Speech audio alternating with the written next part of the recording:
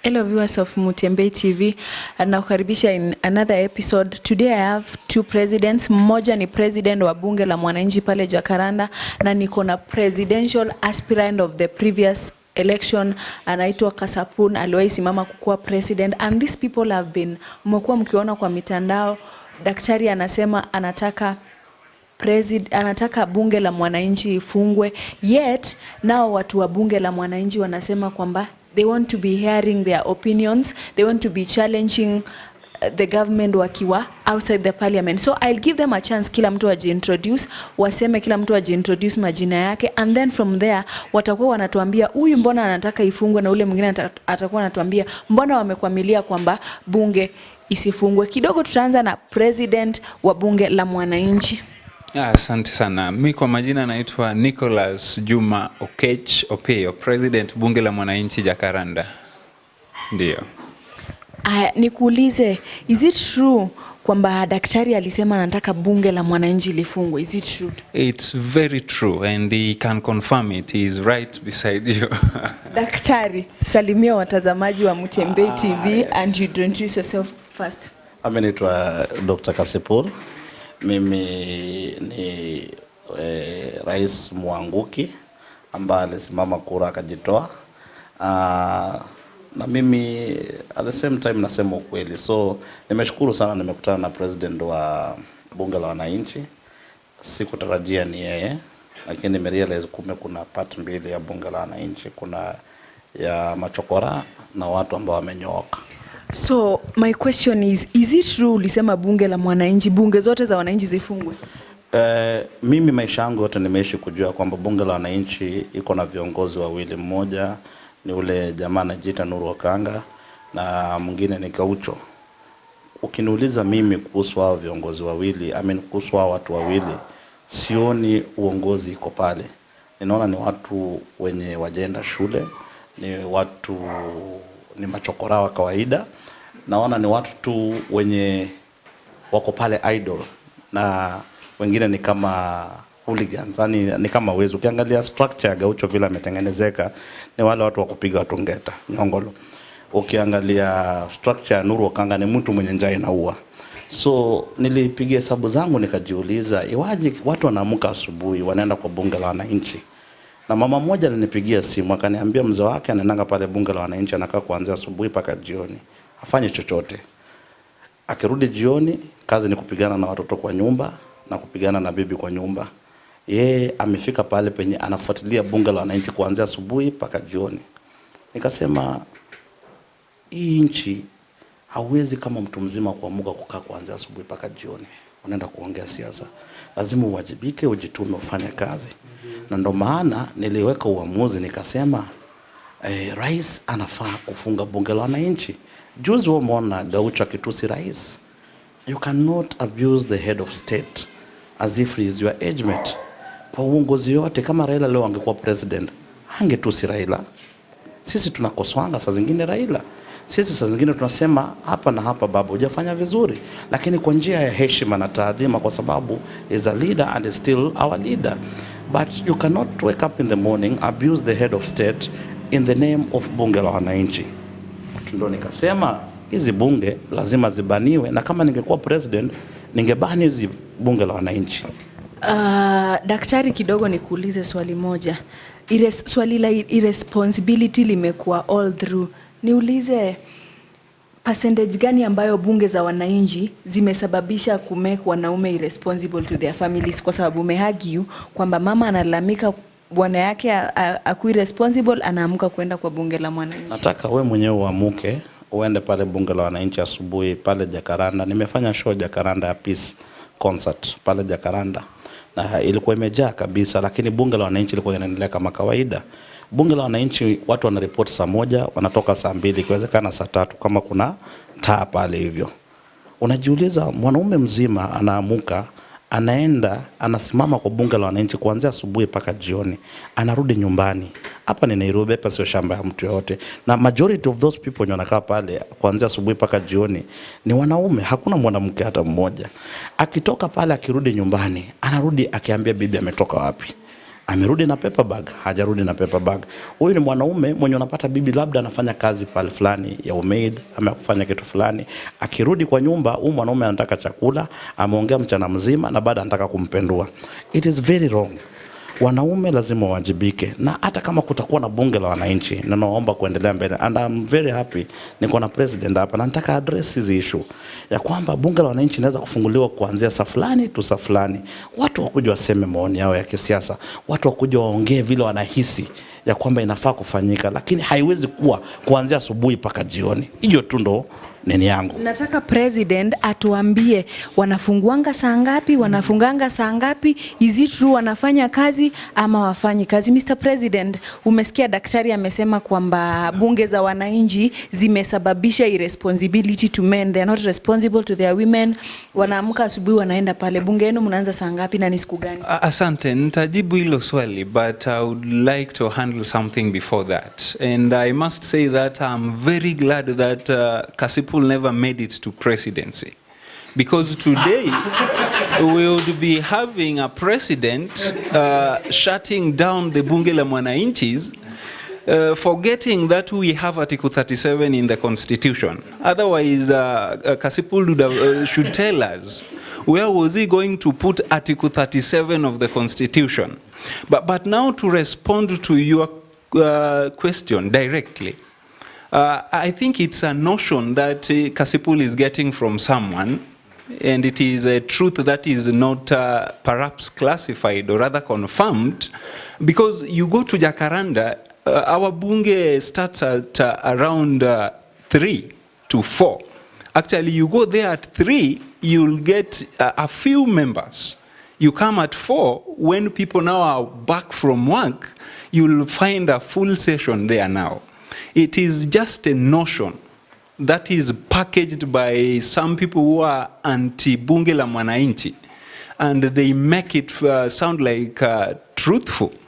Maybe I need to ask him, if we sit there from morning to evening, how do we pay our rent? Or have you ever heard anywhere someone has been taken to court for failing to pay his rent because he's a member of bunge la mwananchi? These are things that, if at all he is a leader and who is actually having that good motive with this nation, should tell us a solution. Because one thing he has talked of, a woman approaching him about bunge la mwananchi, he has failed to tell us the solution he gave to that woman. Because bunge la mwananchi is there actually to address issues, and it is agenda-based. And one thing I'm inviting Mr. Kasipul to come to Jacaranda one day around 4 and listen to the kind of debates we are having in Jacaranda. They are actually debates that can make this nation move forward, so that he stops having this ill motive that is propagated outside there by people who are anti-bunge la mwananchi. Where it's getting hot here. Kidogo, swali yangu ni kama nimeona umeikwepa, na nataka nikuulize wewe, usiaddress watu wale wengine. Kando na kukua president wa bunge, do you have another job yenye unafanyanga? I do a lot of things, and I shared it in this station before. Professionally, I'm an environmentalist who majors in environmental law. Currently, I work with the Wildlife Direct. We are running some mentorship programs actually in Kajiado. So most of the times you will not find me in bunge la mwananchi on weekends. We do it mostly on weekends. Apart from that, if you've ever heard of this company called EED, the Environment and Energy Development Limited Company, it's actually doing a lot of research in Kenya based on energy and environment. I do part-time work with them. And not only me, you go to Jacaranda, as much as we have people who are not working, let's not say that everyone there is working, but we have people who are willing to work. But this government that has failed before it starts has actually pushed them to bunge la mwananchi to go there even before the right time, because they don't have something to do. And I want to challenge this government and Mr. Kasipul. Find an opportunity, take it to Jacaranda and see if people will be seated there. Na mambo ya kupigana ngeta, in fact umemsikia kwanza ametaja majina. Sijui kama Nuru Okanga ni wabunge yenu kama mnamjua. Umemsikia yeye mwenyewe akijisemea. Yes. Na akasema kwamba wao ndo wanapiga watu ngeta. Is it true? No, that is character assassination. Because I know these two individuals he has talked of. Gaucho, I know him, he is a personal friend. As much as at times we disagree politically or in terms of agendas, he is not a chokora like Kasipul has put it across. These are people who are actually trying to use the avenues they have to try and get something at the end of the day, but they are not chokoras. And I wish Mr. Kasipul would have seen this gentleman called Nuru Okanga before Bunge la Mwananchi and now that he is in Bunge la Mwananchi. There is a very big transformation. And I think if he was in a position to see that, he would have advocated for even more Bunge la Mwananchis, even in State House to erect a building for Bunge la Mwananchi there. Kidogo daktari atujibu maswali yako. Daktari, umeulizwa wakati unasema una advocate bunge la mwananchi zifungwe zote Kenya. Kuna article umeulizwa ya constitution, utaipeleka wapi? Swali la pili, umekaribishwa bunge la mwananchi, utaenda ukae na wao pale ujione? Unajua, labda niseme mimi kwa hisia zangu ama kwa mawazo yangu fupi kama mkia mbuzi, ni kwamba nimereduce hiyo bunge la wananchi tu bunge ya Raila. Wanapoongea pale wanaongea maneno ya Raila Odinga.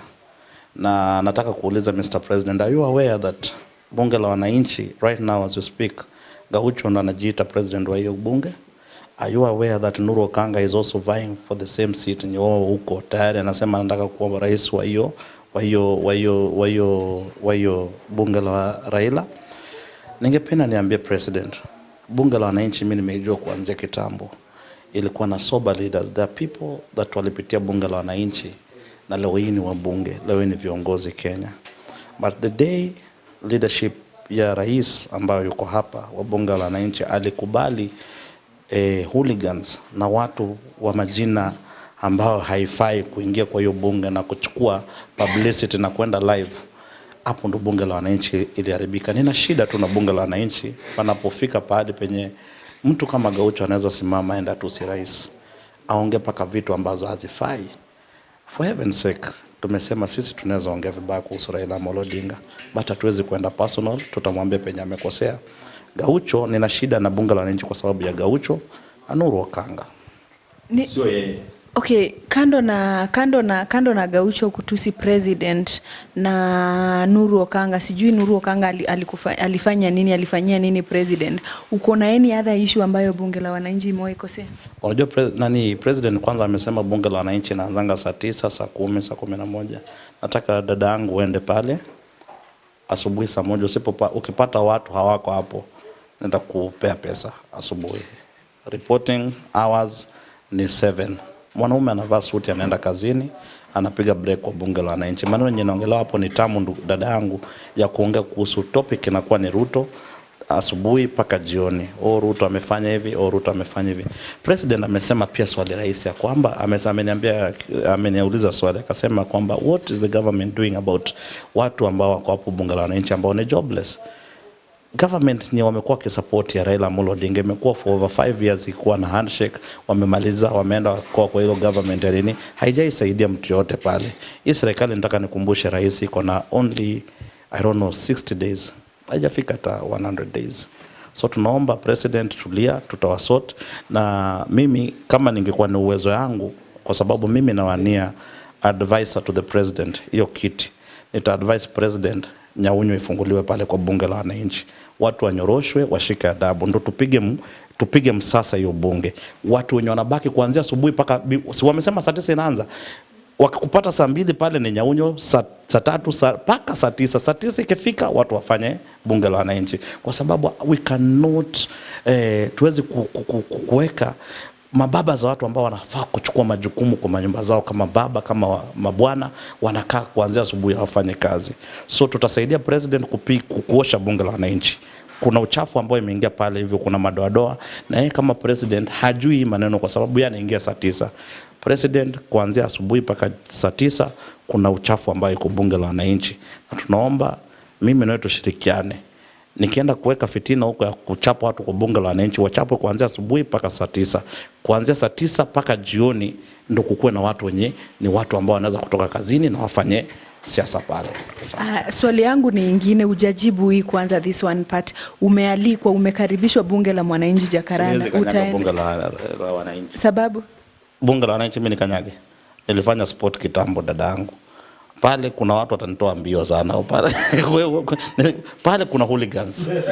Pale kuna hooligans, hata president anajua hawezi kuicontrol. Pale kuna watu ni idol. Mimi nilifanya sport kitambo, sasa mimi ni mtu mzima, sina mbio ya kukimbia. Naomba msamaha, siwezi kanyaga bunge la wananchi. Getting hot, mtazamaji wa Mutembei TV. Mr. President, nataka ujibu maswali ya huyu. Umeulizwa kwamba unajua kwamba Gaucho ndiye bunge la mwananchi president, the whole country. Mulimchagua? Ningependa nianze na swala lingine ambayo amezungumzia. Tutakuja hapo tujibu la unajua kwamba Gaucho ndiye president. I said it before that Gaucho is purporting to be the president of bunge la mwananchi Kenya, but the truth is the president bunge la mwananchi Jivanji. These are two different things, and I said it before, but I don't mind repeating again that bunge la mwananchi is an amorphous organization. Kidogo tu nijibu swali lingine. Amesema Nuru Okanga is vying for the same seat ambayo wewe uko. Are you aware of that? Maybe the problem is about the tense. He was vying, he is not vying. Election was done on 6th, and today we cannot say he is vying. Kuna kitu ingine amesema umpe ruhusa akutengenezee bunge la mwananchi. Amesema kuna uchafu, utakubali nyaunyo? And that is what I wanted to talk about. It is very unfair if Kasipul is saying that he is vying for a position of advisor to the president, and he is not aware that in the constitution we have the Bill of Rights, like we have rights of the citizens. There is a right of or rather freedom to gathering, assembly, and there is no specified time when it should start and when it should end. And someone who is not having that information would want to advise the president. And by the way, in William Ruto's government, it is possible for Kasipul to be the advisor to William Ruto. Because William Ruto and Kasipul, from the way he's talking, they are one thing, and actually you cannot separate them. They don't believe in the rule of law. And it's not like they don't know. They know it, but they don't believe in it. But to categorically talk about that, whether they come up with the whipping he's talking about, bunge la mwananchi is set to progress. It will not be deterred by the such motives that my brother Kasipul is talking of.